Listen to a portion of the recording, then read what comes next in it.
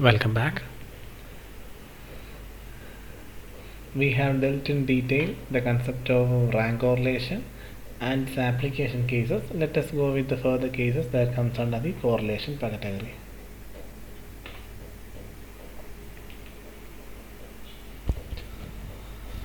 Next one, concurrent deviation method. This is a very simple method for measuring correlation. Under this method, directions of deviations are only taken. The magnitude of values are ignored.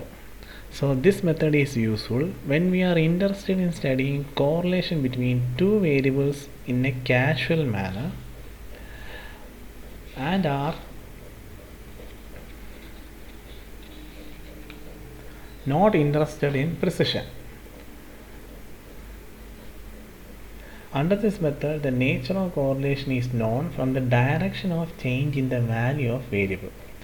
If the deviation of two variables are concurrent, then they move in the same direction, otherwise in the opposite direction. So we will get a clear idea when we are discussing the application level question. Anyway, the equation for finding the concurrent deviation is R equal to plus or minus root of plus or minus 2c minus n divided by n. Here C stands for number of concurrent deviation. Concurrent deviation means number of positive signs or plus signs. And n, naturally you all know, n means number of pairs. Number of items, not representing number of items, number of pairs of item. Remember, pairs of item. So let us go with a case, then you will get a clear idea. Here n means number of pairs. For example, calculate the coefficient of correlation concurrent deviation from the data given below. Details of supply and price for certain period is given. So first of all, let us substitute the details of supply and price in a table. So we have substituted the same. Here the first details is regarding supply, so let it be X, and later the next item is price, so let it be Y. And we have substituted all the details. And next thing, it is very easy, but be careful. Next, you need to find dx. And regarding dx means direction of change in x. In every case, the first value doesn't have any direction representation because here it begins with 160. So we don't know whether the 160 was an increased value or a decreased value, we don't know. So in every case, the first line will be nil.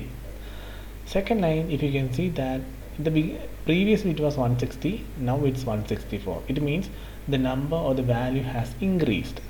There is an increased trend. So since it is an increased trend, we put plus sign. Next one. After 164, next number is 172. Here 172 is increased when compared to 164. Then it will be a plus sign. Next one, 182. 182 is also an increased from 170. Earlier it was 172, now it is 182. So there is an increase, so plus sign. Next number is 166. See, previously it was 182. Always comparing the number with the previous one. Here 182 was a bigger value. Now it has been reduced to 166. So there is a reduction. So the trend is negative. I hope you are understanding the concept. Here it was 166, but it was increased to 170 in the next phase. So there was a positive trend. So plus sign. Again after 170, the next number is 178. So there is an increase. So plus sign. Here is after 178, it is 182, there is an increase, so plus sign. Finally, after 182, but there was a decrease in the value, it leads to 186. So since there is a decreasing trend, it is shown as negative. I hope you understand how to find the dx. Once you find the dx, you need to find the direction of deviation of y. So let us go through it. as I had mentioned earlier, in the first one there will be nil because above 292 there is no preceding value, so we don't know whether it is this number represent increasing or decreasing trend. After that 280, 292 was previously, now it is 280, so there is a decrease, that's minus. Here next one is 260, here again there is a decrease from 280, so minus. Likewise 234 is again decreased value when compared to 260, minus. So likewise you need to find the minus as well as plus signs of x as well as y. Once you found dx and dy, next is dx into dy. I hope you all know the basic mathematics operation for signs. Here in this case there was no sign. From second lines onwards there will be sign. So plus into minus, it will be minus. Plus into minus, minus. Plus into minus, minus. Minus into plus, minus. Likewise you have to find dx dy. And finally c equal to 0. C equal to 0 means, C means the number of plus signs in dx dy. Since here there are no plus signs, C is 0. Now substitute all these in this equation. R equal to plus or minus root of plus or minus 2 into C. Here there are no plus signs. No plus signs means in dx dy, not about dx or dy.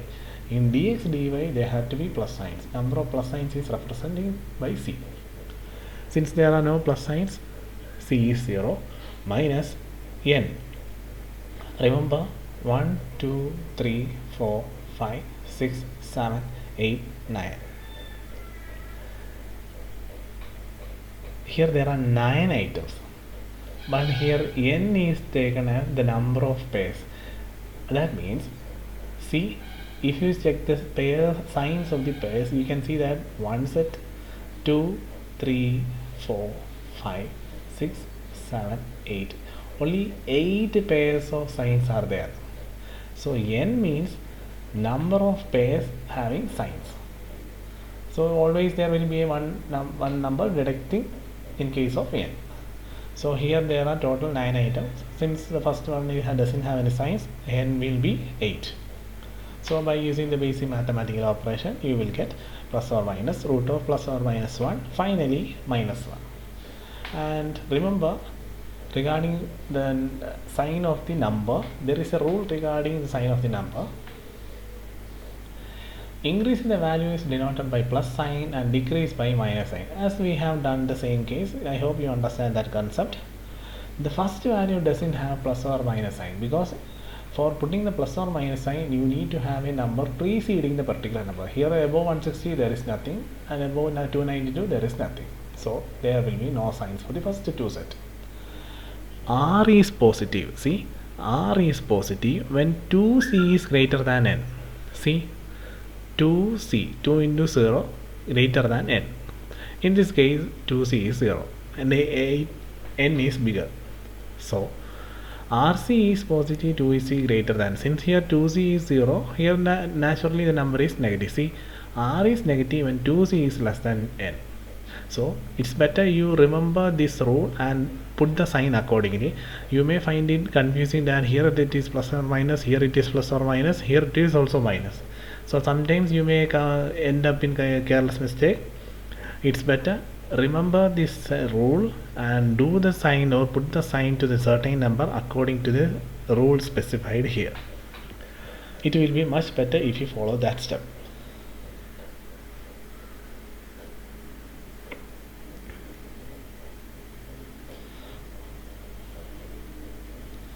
Let us go to the next part. Coefficient of determination. It is an important area regarding correlation. It is usually related to the interpretation of your results. Coefficient of determination gives the percentage variation in the dependent variable in relation with the independent variable.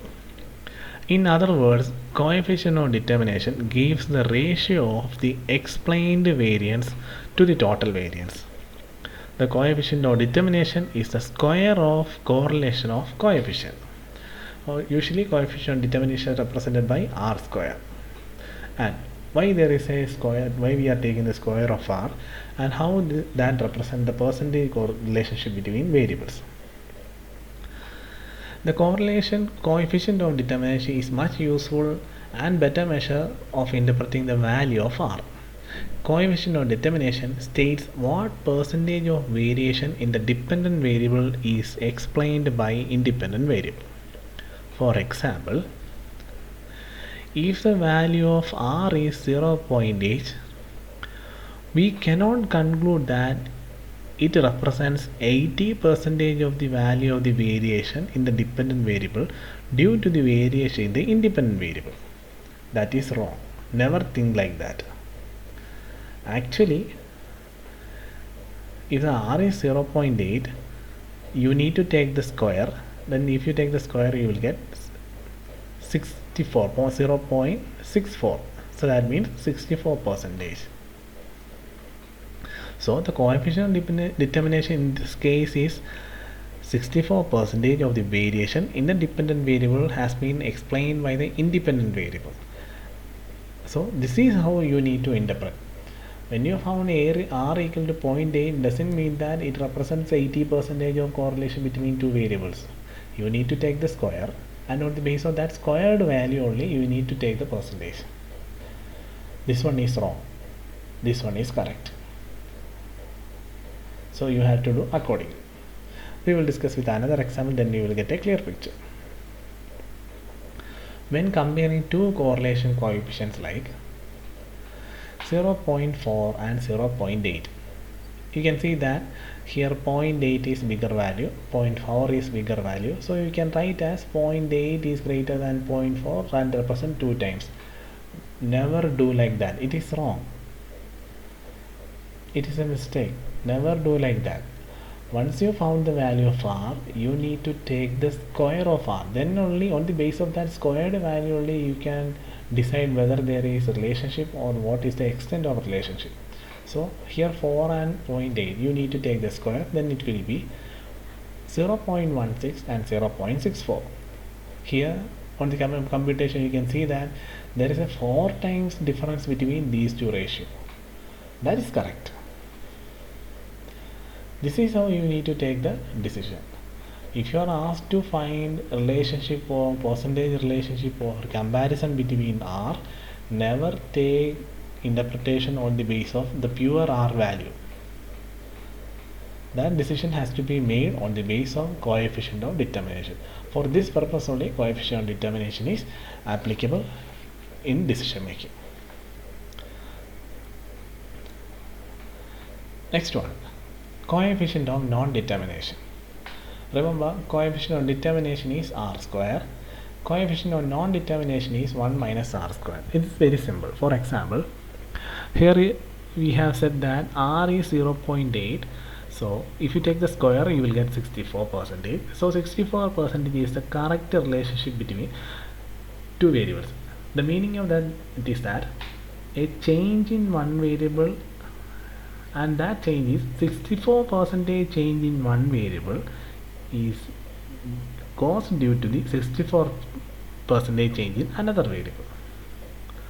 For example, we are studying relationship between price and demand. When there is 64% change in price, ultimately there will be a 64% change in demand. That is a correct meaning. And wait, one more thing.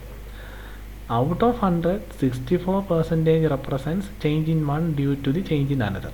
So what is meant by the remaining 36%? That 36% may be due to some other reasons. It doesn't mean that always a change in one variable due to change in another one factor alone. It may be due to different factors. So coefficient of non-determination equal to 1 minus r square. Non-determination means what is the remaining percentage that are related to some other factors. In this situation, you got that 64% is the percentage relationship between one variable to its another variable. One variable to its another variable means dependent variable and independent variable. So the remaining 36% may be due to another factors. So it's very simple. 1 minus 0.64 you will get 0.36. See, Coefficient of non-determination is 1 minus r square. If you take 1 minus r square, 0.64% is 0.64, you will get 0.36.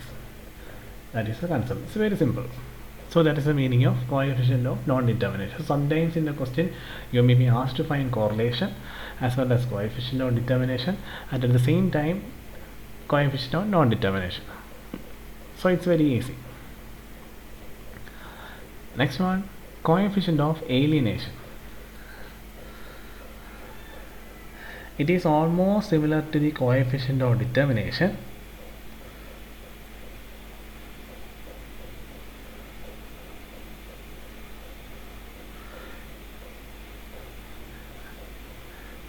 Where change in the independent variable leads to a similar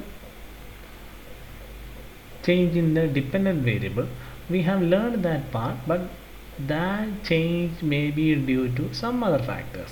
Just like the coefficient of non-determination, coefficient of alienation also specifies the change, but it may be due to some other reasons.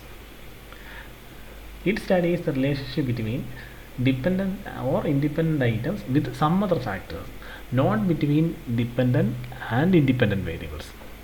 So that is my coefficient of alienation. Just try to familiarize these equations. It's very easy. Just substitute the values in this equation and do the basic mathematical operation. You will get the answer. So these are the areas that comes under the correlation.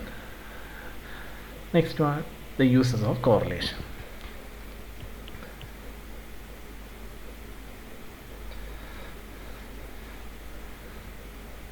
It helps to study the association between two variables. For example, we can examine whether there is any relationship between sales and profit, or price and demand, or price and supply, etc. with the help of correlation. Correlation measures degree of relation between two variables. Carl-Pearson coefficient of correlation provides a formula for finding the degree of relation between two variables. From the correlation coefficient, we can develop a measure called probable error. Probable error indicates whether the correlation is significant or not. We have learned that part previously. And finally, correlation helps to estimate the future values. For example, from the correlation coefficient between income and investment, one can predict the possible quantum of investment for a particular amount of income. And not only that, the correlation has many practical applications in case of economics as well as business activity. Because correlation analysis is useful in understanding economic behavior, it helps in finding out interrelated variables. For example, we can find out the factors which will stabilize the disturbed economic situations. Economic theory and business show relationship between two variables like price, demand, advertisement expenditure and sales, etc. Correlation always helps to study such a relation. Relationship between two variables can be summed up by a single number called correlation coefficient. And we can also say that correlation study is useful in estimating the likely change in the variable with a particular amount of change in another variable. As we have learned about change in demand that with a certain amount of change in price, we have dealt many cases regarding that. And correlation also helps in the prediction of values of variables based on correlation analysis, which is more reliable and near to reality. Therefore, it has many tremendous application in case of the economics, business as well as commerce.